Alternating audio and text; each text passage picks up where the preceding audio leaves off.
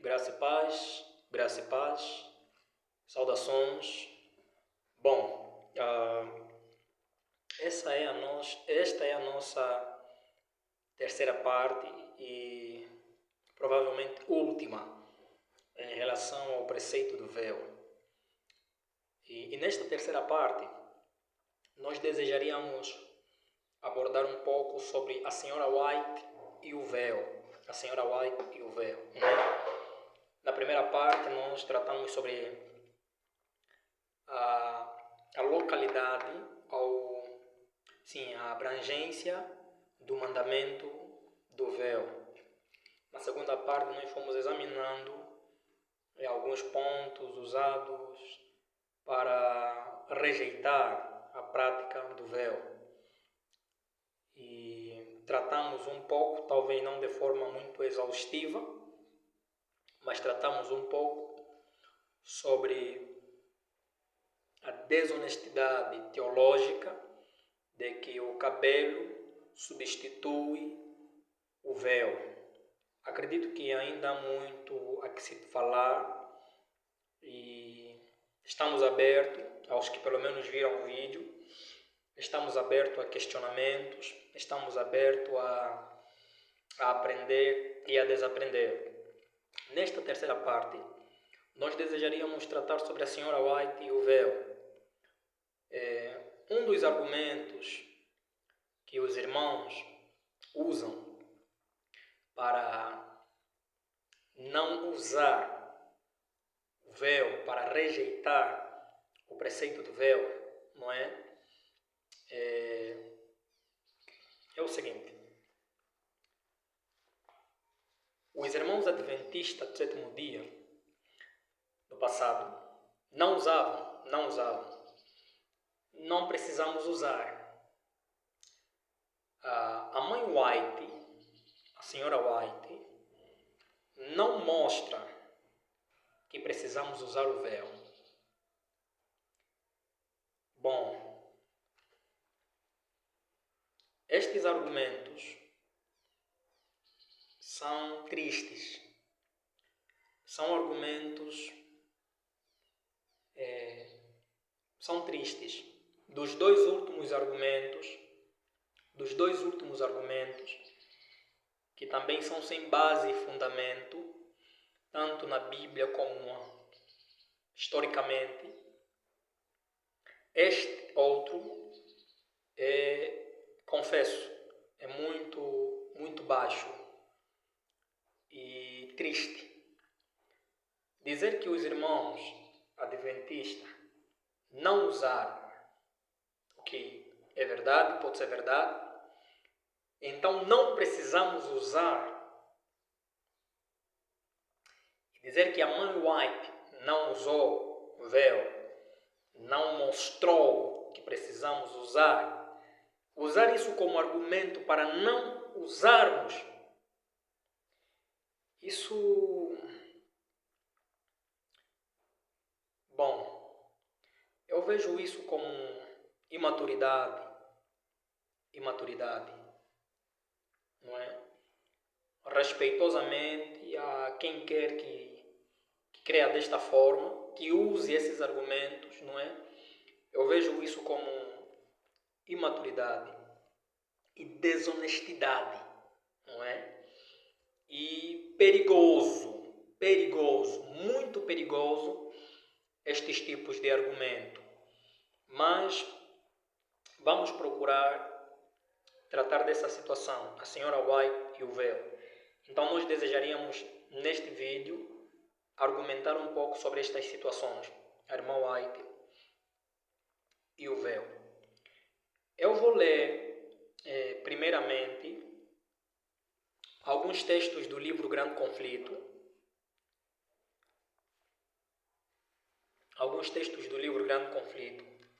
Onde passam essa ideia, né? Essa ideia.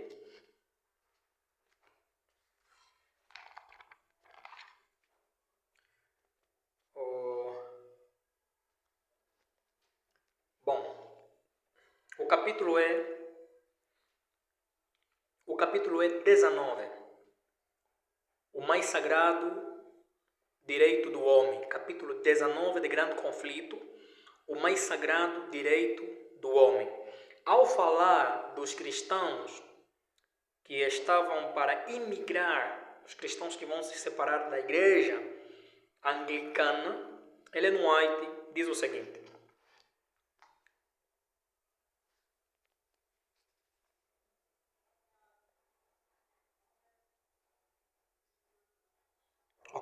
diz assim: quando constrangidos pela primeira vez a separar-se da igreja anglicana, vamos lá, os puritanos se uniram em solene concerto como povo livre do Senhor para andarem juntos em todos os seus caminhos, por eles conhecidos ou a serem conhecidos, não é? Então os puritanos, eles se uniram para andarem em todos os caminhos que eles conheciam e que conheceriam. Ellen White continua: João Robson, seu pastor, que providencialmente foi impedido de os acompanhar, em sua mensagem de despedida aos exilados, aos irmãos que partiriam, disse: irmãos, em breve havemos de separar-nos, e só o Senhor sabe se viverei para que de novo veja o vosso rosto. Mas seja qual for a divina vontade, conjuro-vos perante Deus e seus santos anjos que não me sigais além do que eu haja seguido a Cristo. Se Deus vos revelar algo mediante qualquer outro instrumento seu, sede tão prontos para recebê-lo, como sempre fostes para acolher qualquer verdade por intermédio de meu ministério, pois estou seguro de que o Senhor tem mais verdade e luz a irradiar de sua palavra. Viva!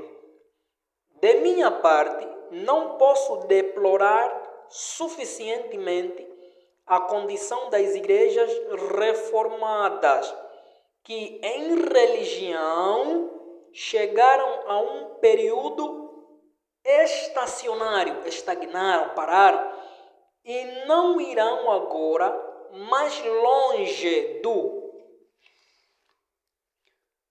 do que os instrumentos de sua reforma,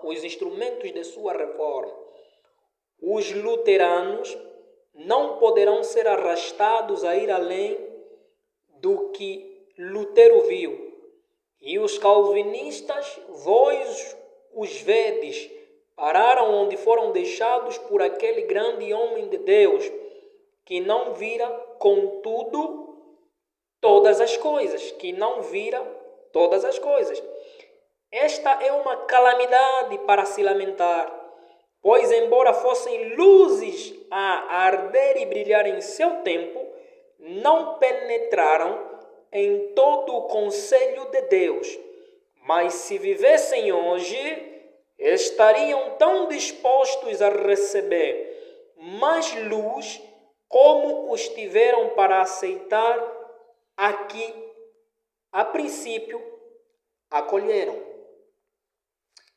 Ele continua: lembrai-vos de vosso concerto com a igreja, no qual concordastes em andar em todos os caminhos do Senhor, já revelados ou por serem ainda revelados. Lembrai-vos de vossa promessa e concerto com Deus e de uns com os outros, de aceitar qualquer luz e verdade que se vos fizesse conhecida pela palavra escrita.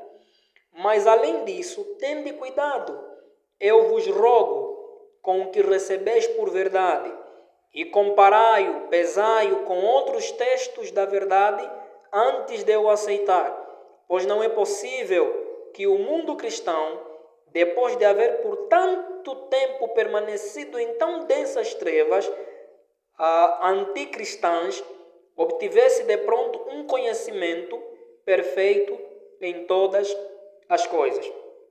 Isso é profundo.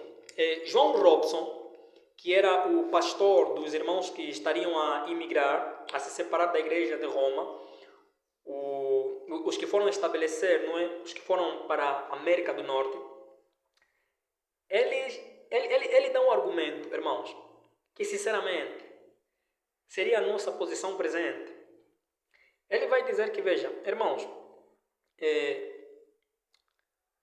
vocês devem ser tão prontos para receber qualquer verdade e luz que o Senhor possa vos enviar por qualquer intermédio, da mesma forma que vocês receberam de mim, não é?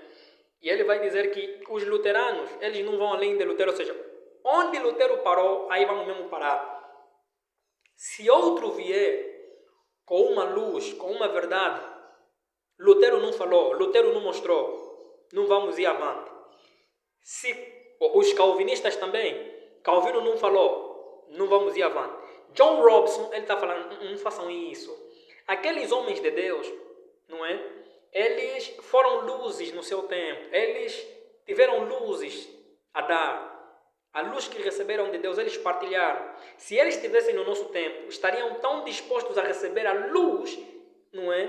Que Deus raiaria sobre eles. E um ponto interessante é que ele diz que o mundo cristão, ele passou um período, irmãos, de 1260 anos de escuridão. Então, Deus não poderia, de certa forma, derramar tudo de uma só vez, de uma única vez. Deveria ser de tempo em tempo, uma verdade poderia ser desdobrada, não é? E as coisas deveriam continuar assim. Então, esse é um ponto, não é? Não ficaram onde Lutero parou, uns ficaram onde Lutero parou, e aqueles que vieram depois de Lutero, não é? Encontraram resistência. Uns ficaram onde Calvino parou, uns ficaram onde John Knox parou. Nós não podemos ficar onde Ellen White parou. Por mais estranho que possa parecer, nós não podemos ficar onde Ellen White parou. Não, irmãos. Não é bíblico isso. Grande Conflito, capítulo 8. Grande Conflito, capítulo 8. Ao falar da reforma do tempo de Lutero, não é?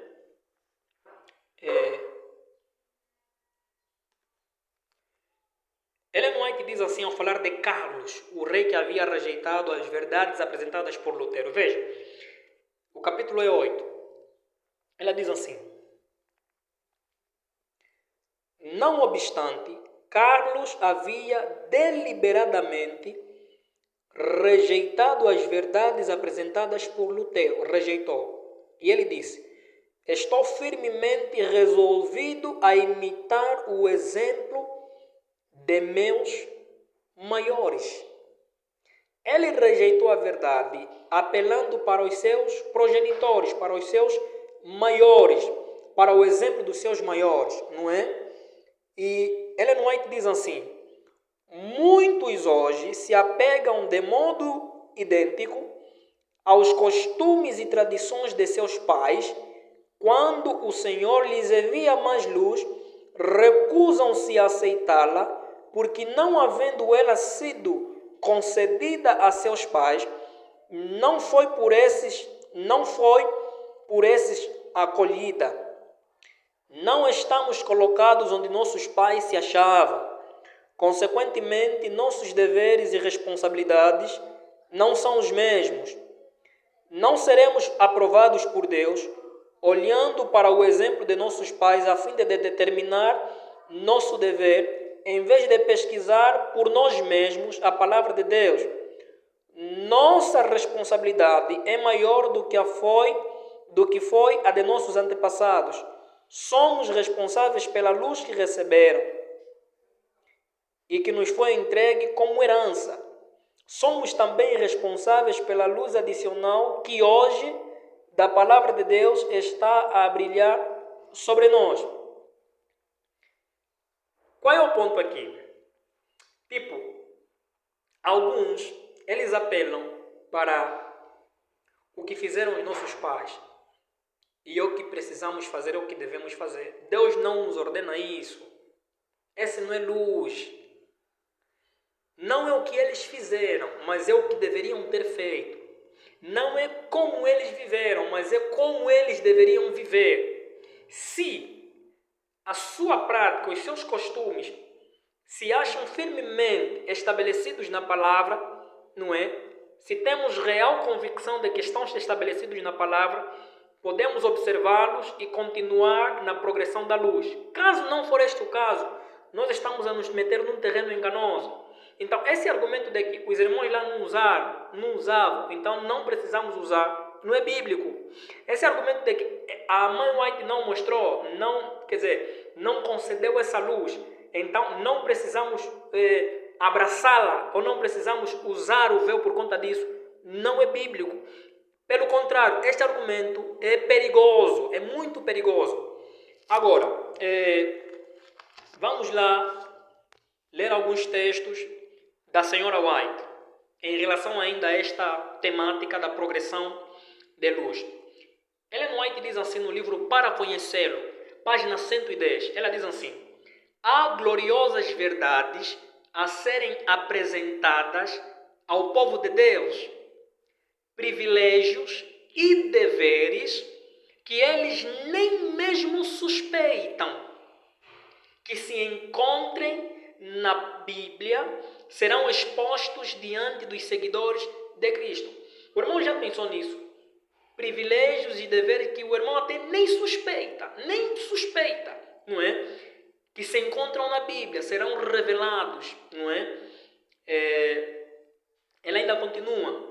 Isso é 1888, página 756. Ela diz o seguinte: velhas verdades serão recuperadas e postas na moldura da verdade. Deus dará mais luz. Então, existem muitas verdades que acham-se espalhadas, que devem ser recuperadas. A temática do véu é uma delas. A ordenança do véu é uma dessas verdades, assim cremos. Fundamento da Educação Cristã, página 473. Ela diz assim: grandes verdades que não foram ouvidas e contempladas desde o dia de Pentecostes resplandecerão da palavra de Deus em sua pureza original.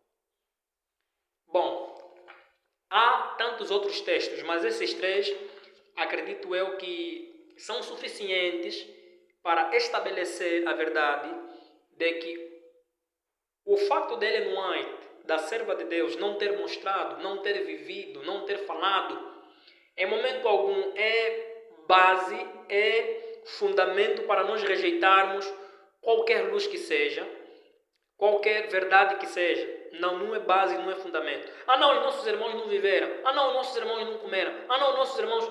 Não é base, não é fundamento. Não é mesmo. Devemos ter muito cuidado com esse tipo de argumentação. E foi feita uma questão à serva de Deus. Lhe perguntaram o seguinte: Mãe White, senhora White, a senhora pensa que Deus ainda tem luzes a conceder ao povo? Ellen White diz assim: certamente, luz intensa, luz nova, irmão. Então, que os irmãos não se assustem. Não, nos escritos não está. Não, Ellen White não viveu. Não é prova, irmãos. Não é prova. A Bíblia, ela precisa sustentar, ela precisa respaldar qualquer ensino, ela precisa ser o fundamento de qualquer ensino, ainda que haja silêncio, não é? Nos testemunhos do Espírito de Profecia. Se há base na Bíblia, se há evidências na Bíblia, ainda que Ellen White não tenha vivido, ainda que Ellen White não tenha escrito, falado ou mostrado, isso não é fundamento para rejeitar luz. Não cremos assim. Agora, há um texto do Espírito de Profecia, tratamos sobre estas questões do véu, neste caso. Ellen White diz o seguinte: o livro é Testemunho para a Igreja, volume 1. A página é capítulo 33, página 189 a 190. Ela diz assim: Foi-me mostrado que o povo de Deus não deve imitar as modas do mundo. Não. Alguns têm feito isso e estão rapidamente perdendo seu caráter santo, peculiar, que deveria distingui-los como povo de Deus. Ela continua: Foi-me apontado o antigo povo de Deus e pude comparar seu vestuário com a moda destes últimos dias. Que diferença! Que mudança! As mulheres de outrora não eram tão ousadas como as de hoje. Quando em público,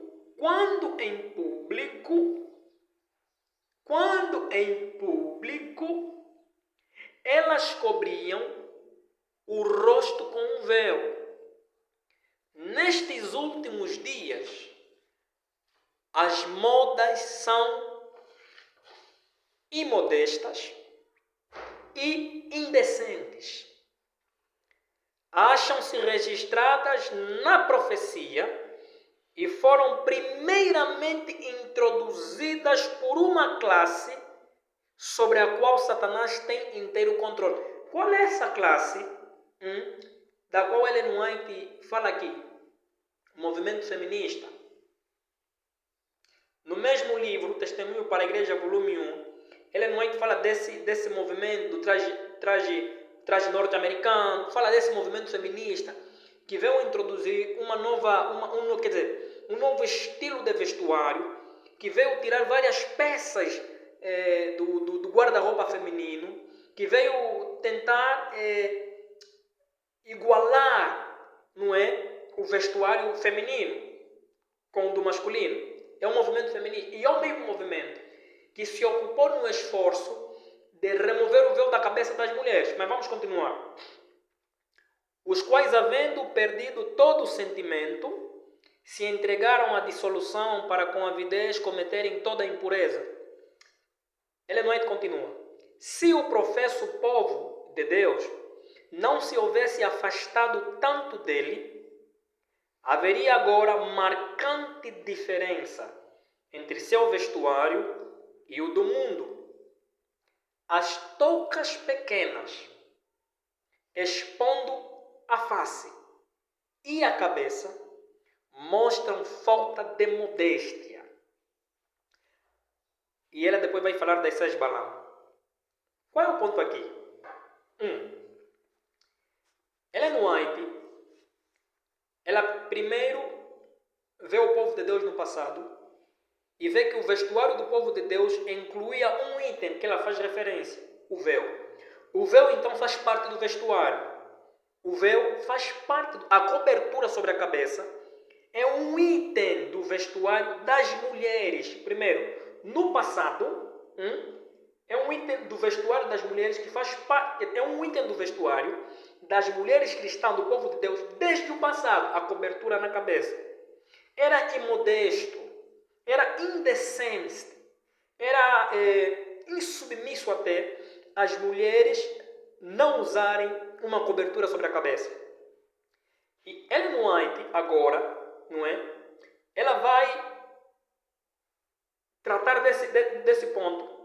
E quando ela chega no seu tempo, ela vai dizer assim: as tocas pequenas, expondo a face e a cabeça, mostram falta de modéstia. A questão aqui, primeiro, já fica claro que já se usava tocas na cabeça. Ela própria mesmo usava tocas na cabeça para cobrir a cabeça. E o problema aqui não é se usa ou não, se é modesto ou não, se é princípio ou não. O que ela está a refutar aqui são as tocas pequenas. Ou seja, no tempo de Ellen White já se usava uma cobertura. Não era claramente o véu bíblico, pelo menos ela não usava o véu bíblico, mas usava-se uma cobertura. Ela própria usava uma cobertura na cabeça, não é? E ela vai dizer que essas pequenas que têm se usado mostram falta de modéstia. Embora Ellen White não tenha citado 1 Coríntios capítulo 11, fica aqui claro que o princípio de cobertura que vem desde 1 Coríntios capítulo 11, que começou a descer e começou a ser, vamos dizer assim, cair em declínio, porque algumas começaram a usar chapéu, outras começaram a usar tocas. No tempo dele não, esse princípio ainda vigorava. O princípio de cobertura, se é chapéu, se é toca, essa aqui não é a questão. Mas a questão é que eles usavam uma cobertura sobre a cabeça. E não apenas nas congregações, mas no dia a dia. Isso é tão claro nos escritos de Ellen White, pelo menos Testemunho para a Igreja, volume 5. Testemunho para a Igreja, volume 1. O capítulo 52, isso é para o amado ir ler. Testemunho para a Igreja, volume 1, capítulo 52. O capítulo 59 também. Ellen White vai deixar claro que ela usava toca sobre a sua cabeça como uma cobertura diária.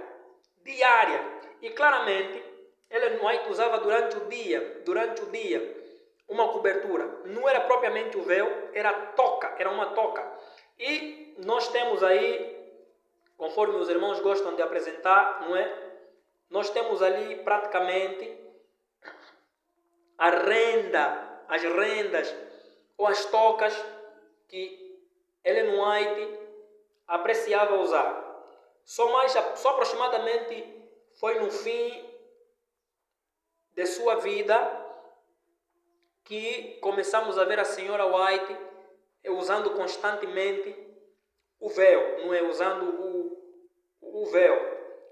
Mas a serva de Deus, ela usava tocas. Usava uma renda diária na cabeça. Uma renda que prendia os seus cabelos. A serva não andava com o cabelo solto, não andava com o cabelo, vamos dizer assim, solto. Ela usava uma renda, ela usava uma toca sobre a cabeça.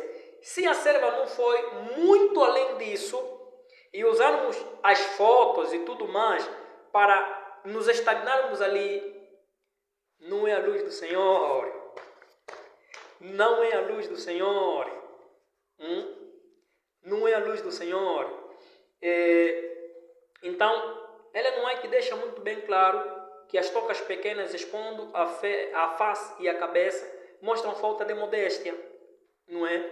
Agora, os irmãos que dizem Ellen White, os irmãos não usaram, Ellen White não mostrou. Isso aqui pelo menos ela mostrou. Então, os irmãos que usam Ellen White, o que ela viveu, o que ela falou, para não viverem o preceito do véu, deveriam pelo menos defender isso, defender as tocas.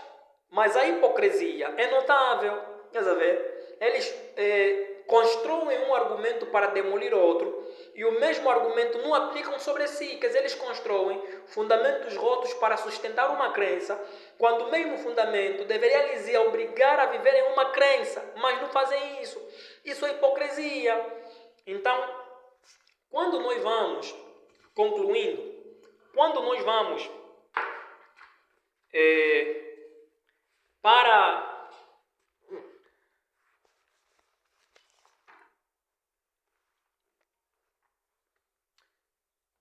grande conflito, O grande conflito, capítulo 19, há um ponto, e nós desejaríamos terminar essa abordagem com isto. Há um ponto, a luz para os nossos dias. Ellen White aqui trata dos discípulos, do desapontamento dos discípulos, e trata também do desapontamento dos mileritas, não é? O desapontamento dos discípulos e o desapontamento dos mileritas. Ela diz assim: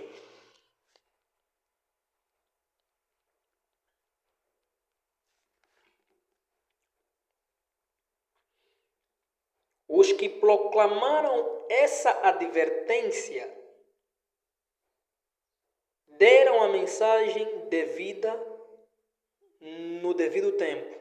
Diz assim: mas, assim como os primitivos discípulos, baseados na profecia de Daniel 9, declararam: o tempo está cumprido e o reino de Deus está próximo.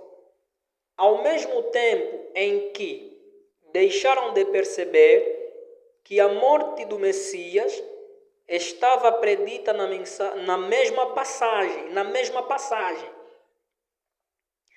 De igual modo, Miller e seus companheiros pregaram a mensagem baseada em Daniel 8,14 e Apocalipse 14,7 e deixaram de ver que havia ainda outras mensagens apresentadas em Apocalipse 14, que também deveriam ser dadas antes do advento do Senhor. Esse texto de Grande Conflito, capítulo 19, ele é muito sugestivo. Esse texto de Grande Conflito, capítulo 19, ele é muito sugestivo. Pelo menos em quais aspectos ele é muito sugestivo. Veja, Ellen White, ela está a falar do desapontamento que os discípulos e os mileritas passaram. E ela diz o seguinte: os discípulos, não é? Eles pregaram uma mensagem, eles ensinaram uma mensagem, levaram uma mensagem baseadas na profecia de Daniel capítulo 9, não é? O tempo está cumprido e o reino de Deus está próximo, claramente o reino da graça, a instituição do reino da graça. Ao mesmo tempo em que deixaram de perceber que a morte do Messias estava predita na mesma passagem, ou seja, eles pregaram uma mensagem baseado em Daniel capítulo 9, de que o reino de Deus estava próximo, mas na mesma passagem havia a predição da morte do Messias. Eles pregaram uma mensagem baseada naquela passagem, mas deixaram de perceber que na mesma passagem havia a profecia da morte do Messias. E Ellen White vai dizer o mesmo em relação aos mileritas. Ela diz o seguinte: Miller e seus companheiros pregaram a mensagem baseados em Daniel 8,14 e Apocalipse 14,7 e deixaram de ver que havia ainda outras mensagens apresentadas em Apocalipse que também deveriam ser dadas antes do advento do Senhor. Isso é interessante. Por que isso é interessante?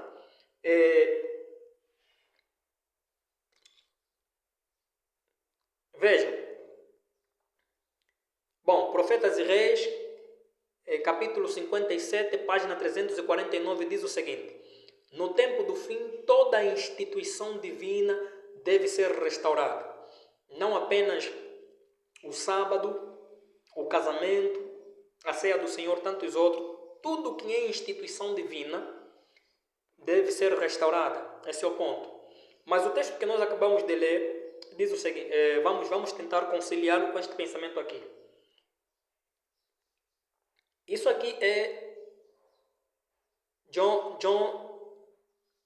North Andrews. Foi um pioneiro.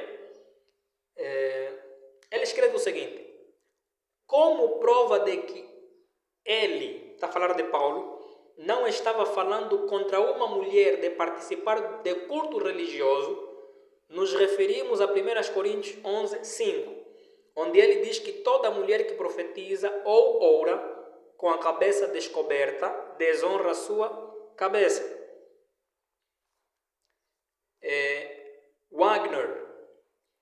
Wagner diz o seguinte: esta conclusão é feita positiva por outros textos.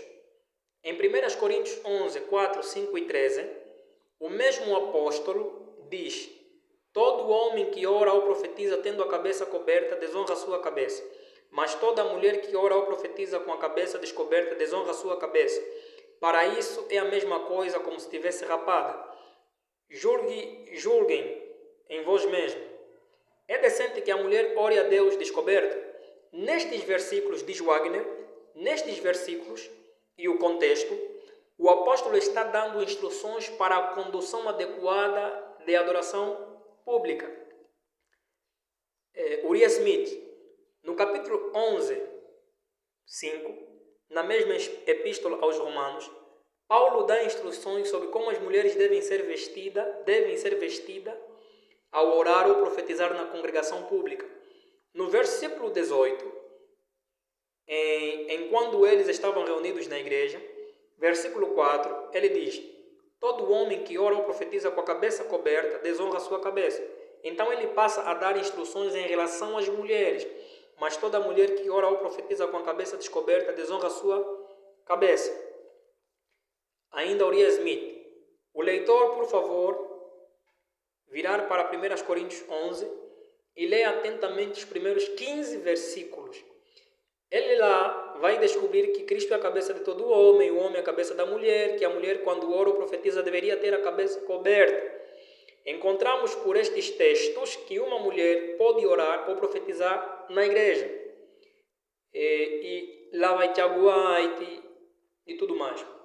Onde é que nós desejaríamos tocar neste ponto?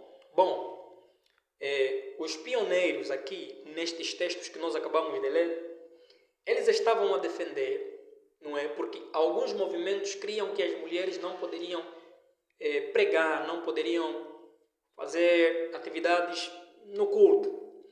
E eles pegaram em 1 Coríntios capítulo 11 para defender, não é? Até o ministério profético da senhora Ellen White, para defender de que a mulher pode sim fazer atividades, pode sim fazer serviços no culto público. E note que o próprio texto que eles pegaram para defender isso é o mesmo texto que exige que as mulheres usem o véu. Você percebe? Então, o que é que aconteceu aqui? A mesma passagem que defende o profetizar, o orar, a atividade das mulheres na igreja, é a mesma passagem que defende o uso do véu.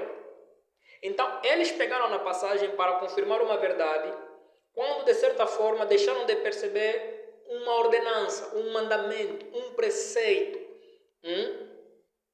Isso já aconteceu no passado. E pode ser possível que isso tenha acontecido no caso dos pioneiros. Então, a ênfase a este preceito não foi dada como deveria, não foi entregue à igreja como deveria. Tanto eles como a serva do Senhor não tocaram nele quanto deveriam. Mas isto em si não é prova e fundamento para rejeitar a luz em relação ao uso do véu. Não, ele não usou, os pioneiros, isso não é fundamento, isso não é luz, não é? E nós até poderíamos ver que nos textos onde Ellen White fala da questão das tocas, da questão da cobertura, ela aí já até, não é, parece apoiar, parece ir, não é, a favor dessa questão do véu. Embora não seja propriamente explícita, mas ele não vai muito a favor dessa questão do véu.